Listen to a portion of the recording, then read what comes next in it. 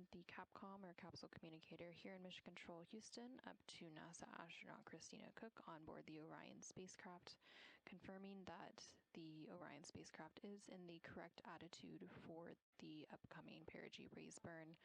And the spacecraft attitude refers to the orientation or the pointing direction of the spacecraft.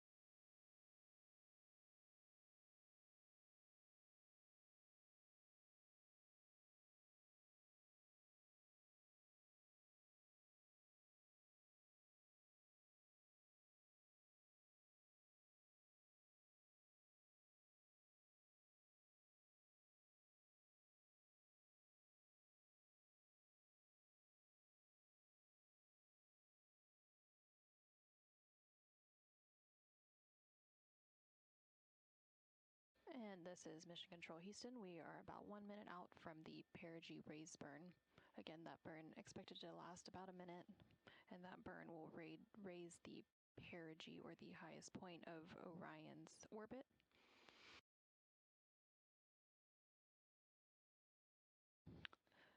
Apologies, the burn will adjust Orion's perigee, or the lowest point of its orbit, into the correct orbital geometry to set it up for its translator injection, or TLI burn. Again, that TLI burn is planned for flight day 2. After the perigee raise burn is completed in just a few moments, the crew will then step in to perform a brief checkout of their emergency communications system on the Deep Space Network. After that checkout is complete, they will then prepare for their sleep period, which will then last about another 4 hours.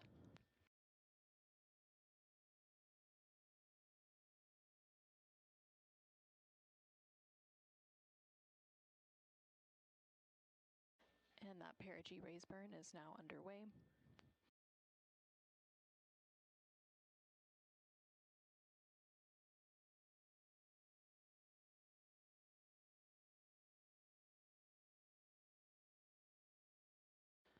And there on your screen, you can see the 8 pulse-X engines on the Orion spacecraft. Now this is a visualization of the Orion spacecraft, as we don't currently have live views from the spacecraft itself, but this uses the data and telemetry from the spacecraft. Again, this perigee raise burn expected to last about a minute. Currently, everything is proceeding as planned.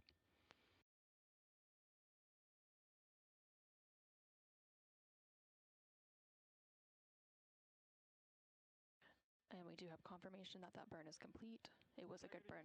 We're tracking a good burn.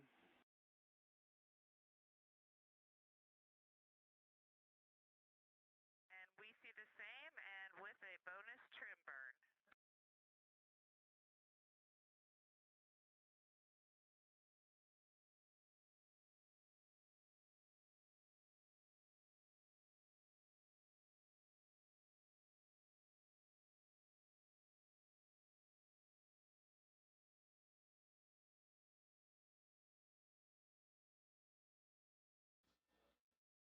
And you just heard confirmation from NASA astronaut Christina Cook and the Capcom, or capsule communicator here on the ground in Mission Control Houston, that we did have a good perigee raise burn. That burn lasted about 50 seconds using the 8 pulse-X engines on the Orion spacecraft service module.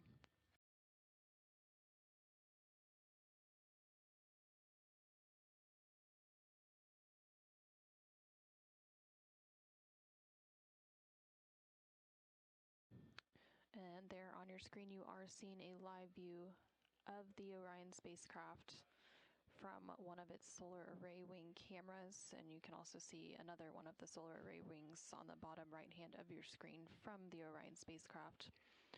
Again, this live view comes following that perigee raise burn.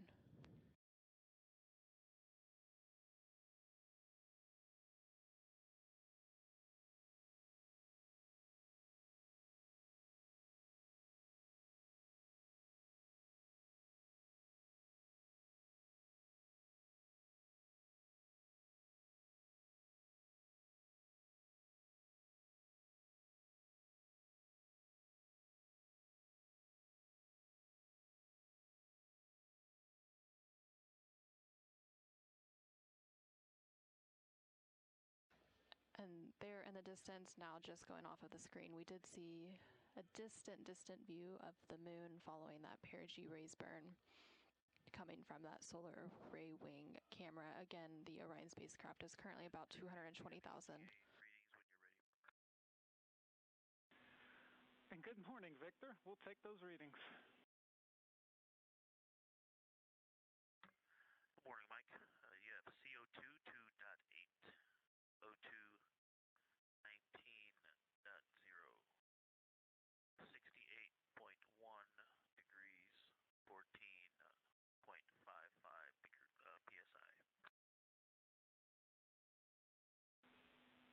All right, Victor, we copy all. Really appreciate it.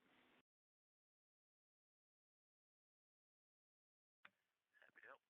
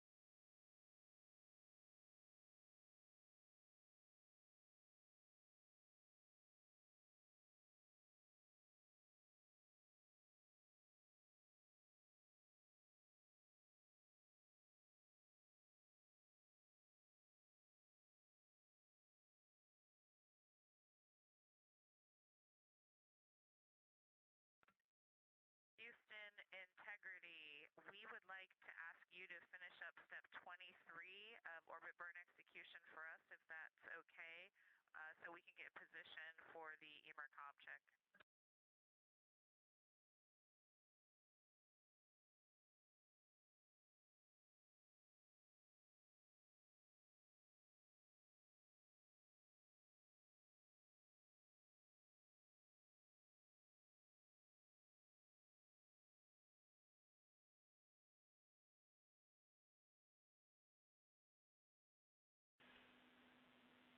Definitely, Christina. We'll take care of the rest of 23.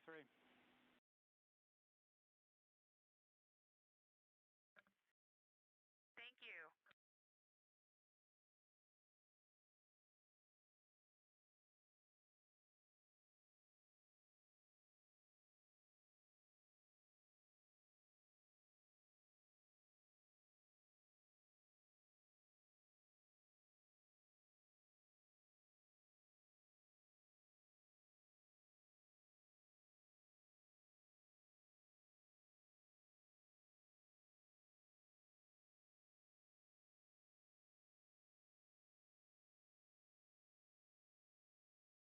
This is Mission Control Houston. Over the past few minutes, there have been various communications between the crew on board the Orion spacecraft and the team here in Mission Control Houston.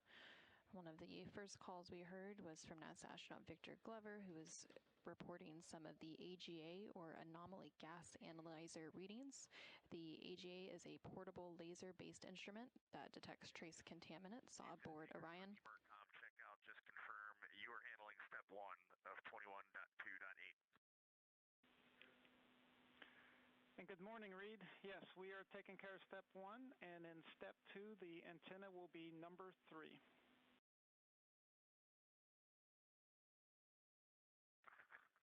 Copy 3.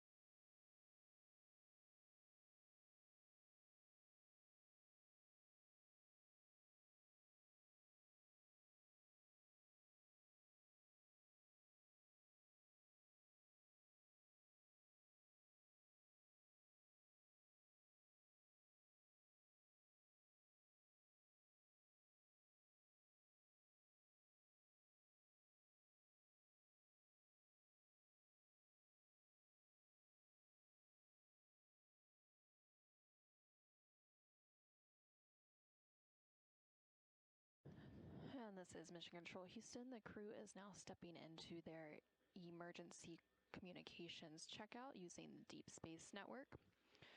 The Deep Space Network is... We're picking up in step 4 of EMERCOM checkout on antenna. Well, we'll get to antenna 3 in a second. Houston copies.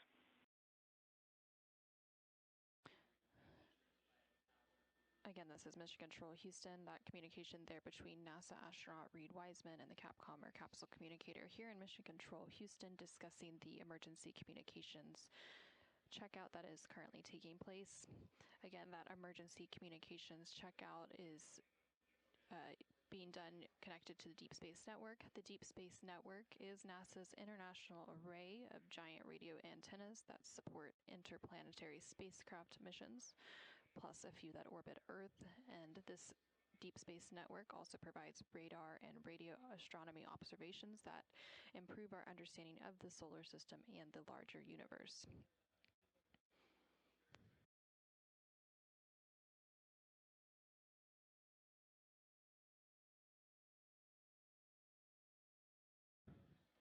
During this emergency communications checkout, the crew will perform various voice tests of the emergency communication system using the Deep Space Network.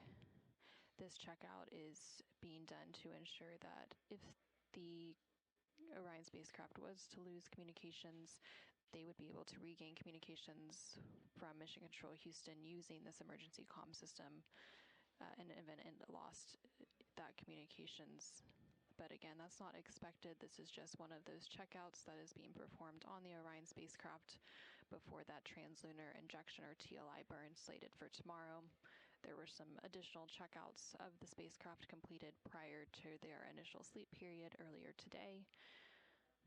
They tested out some of the cabin configurations, the environmental control life support systems, and some of those checkouts will continue into the flight day 2 ahead of that translunar injection burn, just to ensure that the spacecraft is in a good and steady state ahead of its outbound trip to the moon.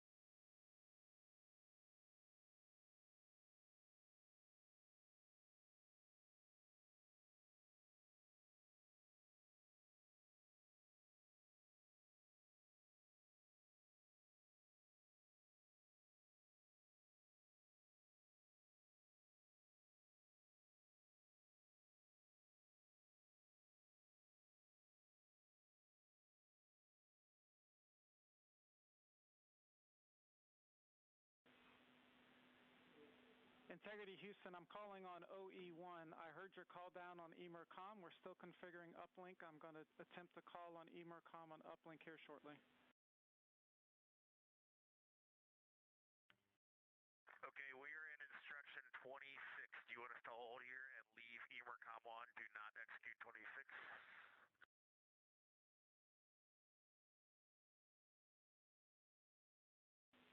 Yes, let's stay here, please. Let's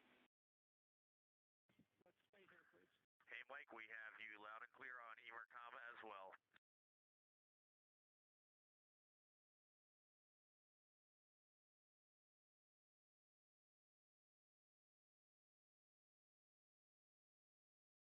This is Mission Control Houston, the crew and the team here at Mission Control Houston. Houston, we have you loud and clear.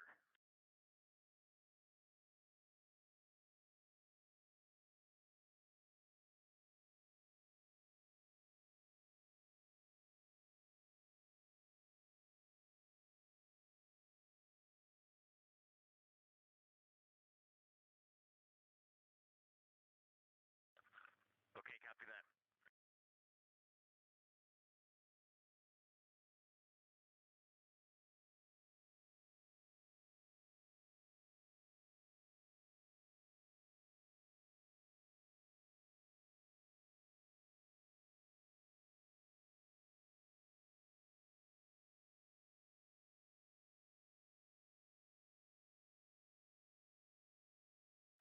Okay, we're picking up in step 8 of emercom, powering off emergency comm radio.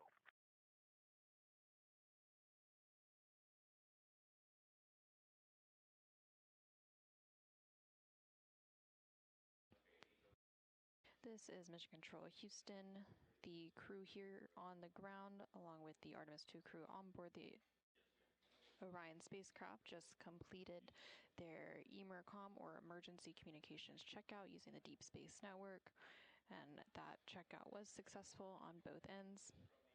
Again, this is just part of a series of checkouts of various different systems on board the Orion spacecraft ahead of the translunar injection burn. That TLI burn is slated to take place in about 12 hours from now, and that burn will send Orion and its crew outbound toward the moon and back. Now that the emergency communications checkout is complete, the crew will deconfigure that setup, and then they will step into their pre-sleep period before going to sleep for about 4 more hours. Again, their sleep period today was split into 2 4-hour blocks due to the perigee raise burn. On S-band. Reed, we have you loud and clear on 1. How many? We have you the same. We just didn't want to let you go without saying the view out window 3 from about 38,000 nautical miles. The entire half of the Earth is spectacular. I love to hear that so much, Reed. So glad you guys are getting to experience it. I do have 3 quick questions for y'all before we sign off for the rest of the night. Go with your 3 quick questions, and then I'll give you one more kind of sit-rep update here. Fabulous. Can you just give us a quick report on the audio quality for emercom in terms of like clarity and pacing and stuff?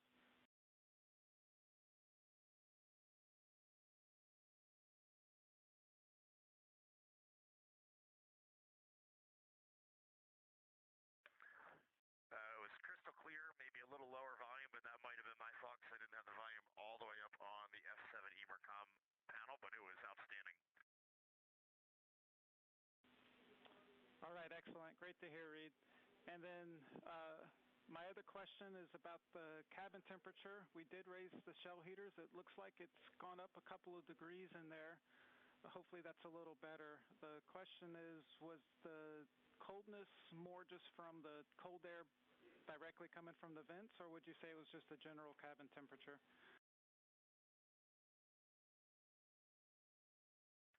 I'd say it is both. The general cabin temperature is low, and then the spacecraft over by the toilet and the side hatch is noticeably colder than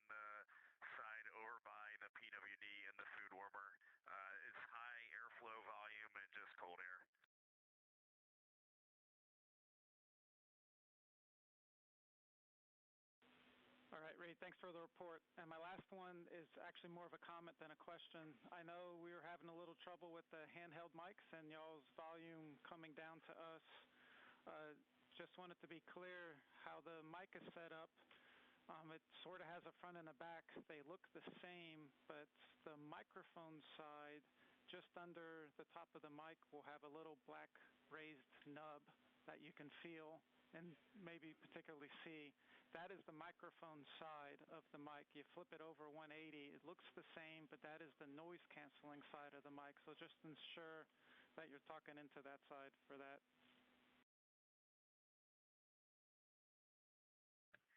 And that is a great note. We've adjusted by how we hold the mic. I do confirm we are speaking into the mic side. And how has the volume been on this operation? Adjusted by how we hold the mic.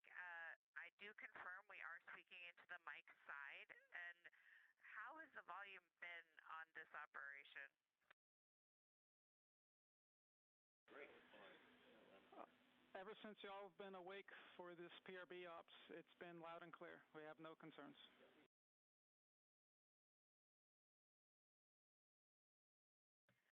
That's great. We'll keep with how we're holding it. Speaking of the temperatures, we are going to retrieve our cruise suitcases so we can get long sleeves on. We have been using the ones that we have out so far. We're into one of the E lockers. Can you let us know where all of the cruise suitcases are? All they say on ours are D and E, and we're wondering if we should open both sides or not. All right, we're checking.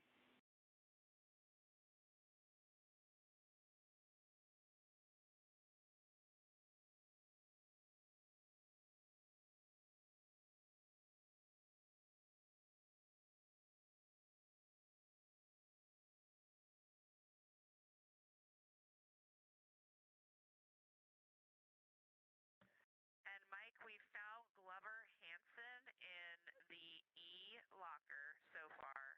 So I'm guessing we are going to have to get into D, but let us know. Perhaps it's just on the other side of E.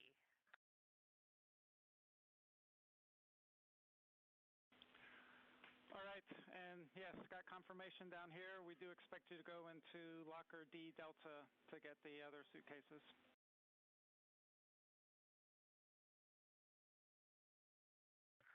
Okay, we copy that, Mike. And if you have maybe 2 minutes, I'd like to just talk about some photography operations that might feed into the science team.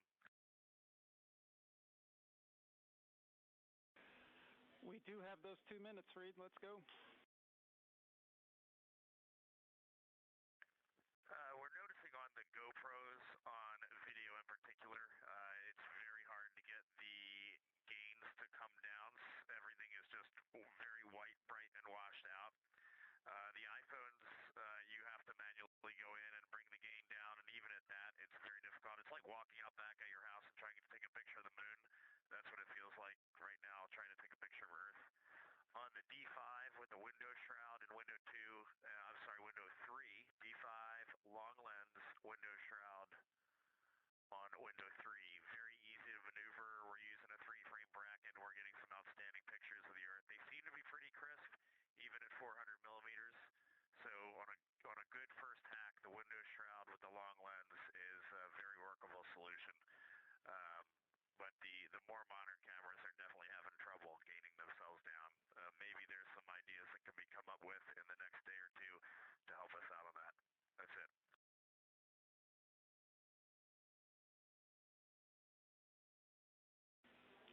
All right, Reed, we copy all. Appreciate the input there. We'll go take a look at it and see if we can come up with something for you. In addition, we are going to go ahead and lower the cabin fan speed by another 1,000 RPMs, and hopefully this helps with it, and we can reassess in the next morning.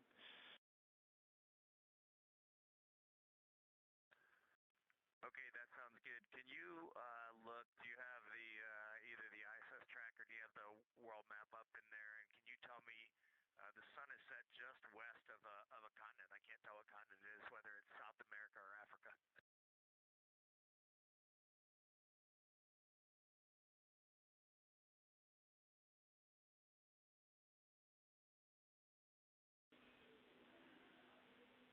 Reed, we're expecting that sunset that you're seeing right now should be right on the Indian continent in India.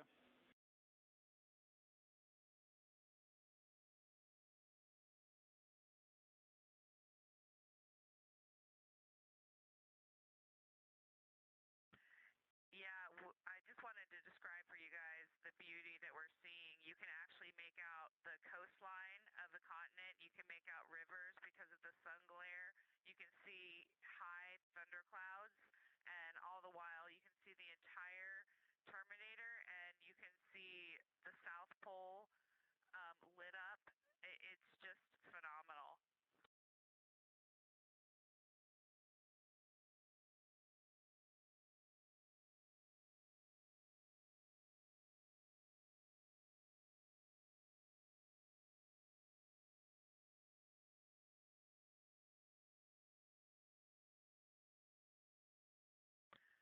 And even from this far, you can make out a slight pink hue along the terminator. It is just absolutely phenomenal. You guys look great. All right, thanks, Christina. Glad it's looking great for you.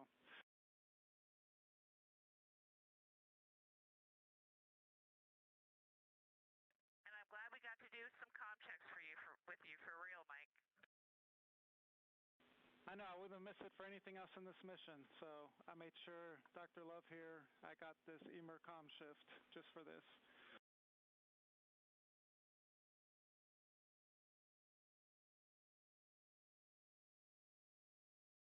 This is Mission Control Houston. We just heard quite a bit of communication there between NASA astronaut Christina Cook, currently on board the Orion spacecraft as part of NASA's Artemis 2 mission. Overnight support there. We really appreciate it. It's been a good first. Well, it's been 2 orbits of Earth, I guess, and this one's just got a 38,000-mile apogee. We're going to pick up in 26-1-100 pre-sleep checklist, and then we're going to dim the cabin down and get some rest. Thanks for your support. Yes, great PRB day. Excellent flight day 1, y'all. Get some good rest, and we'll be in touch in a couple hours. All right, sounds good. Cheers.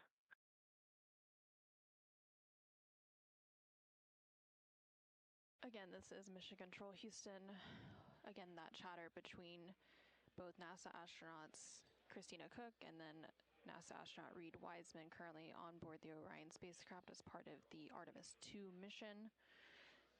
The Orion spacecraft recently completed a perigee raise burn, and then they completed an emergency communications checkout, and now they are preparing to go back to sleep for a few hours before they prepare to enter Flight Day 2.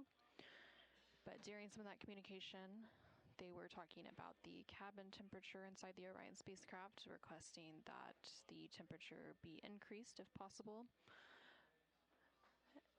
And then they were also discussing some of the views that they are seeing from the windows of the Orion spacecraft, particularly looking back on Earth. It sounds like the view from the Orion spacecraft, about 43,000 miles away from Earth, is quite spectacular, in the words of NASA astronaut Christina Cook.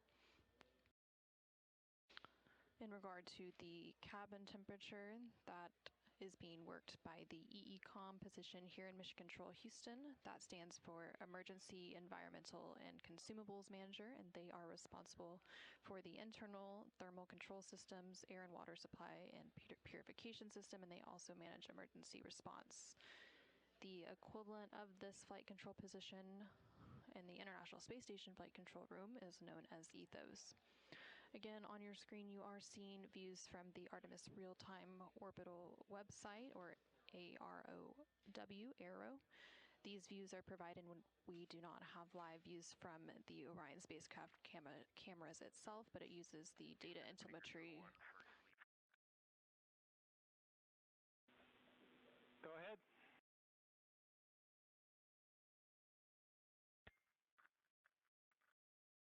Hey, Mike, I just commanded the ARS state to sleep. I just want to let you know, in case you guys are doing some manual commanding on those fan speeds, I might have just overridden you with that.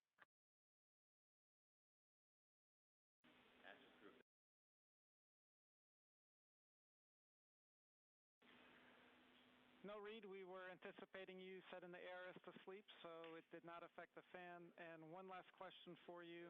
Is there anything that you want to report to the AMMT before you'll go to bed?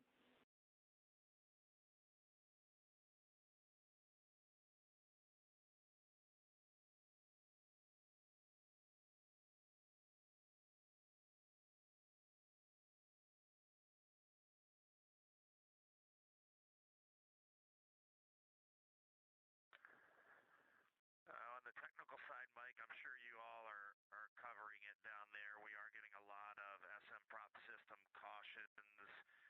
We also see on string 2, the string 1 and string 2, some cyan data on the oxidizer pressure, and for a little while overnight I saw the same on the fuel pressure on string 2, manifold 2.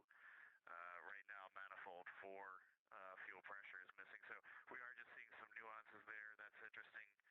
We've gotten those CMUS 300 cautions, but I think those are just due to the wrong settings in the system.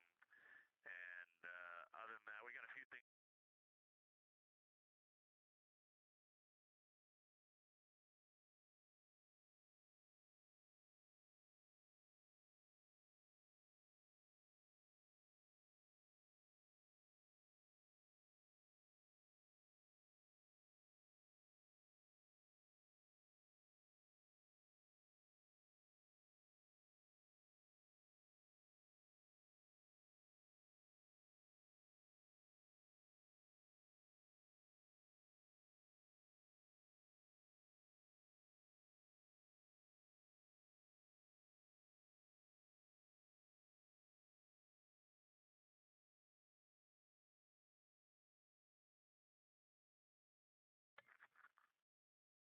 Integrity on 1 contact.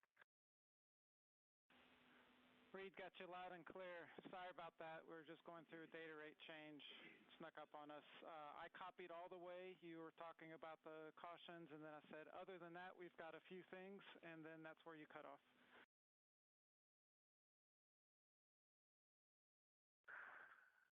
Okay, just looking over the SM prop system, there's some missing data from time to time on string 1 and string 2 manifolds on the pressure side, and we see that that kind of shifts across different manifolds overnight. And right now, manifold 2 and 4, actually 5, 2, 4, and 5 all show either missing oxidizer pressure or fuel pressure. We've just been watching that.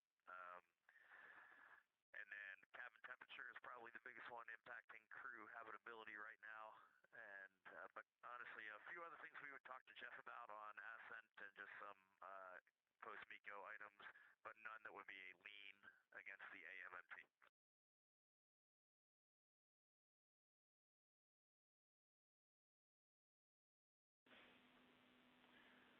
All right, copy all, Reed. And for the cyan that you're seeing on the manifolds, it is tied to these cautions that come up. And so this is why you can see 2, 4, and 5 are cyan, because we've got cautions and alarm with 2, 4, and 5. The data changes a bit when the cautions come in. So we're working on that to get that changed. All right, Mike, sounds great.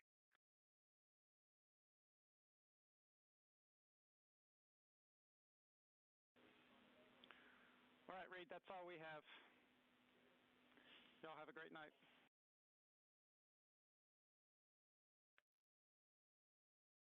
You as well. Good night, Earth.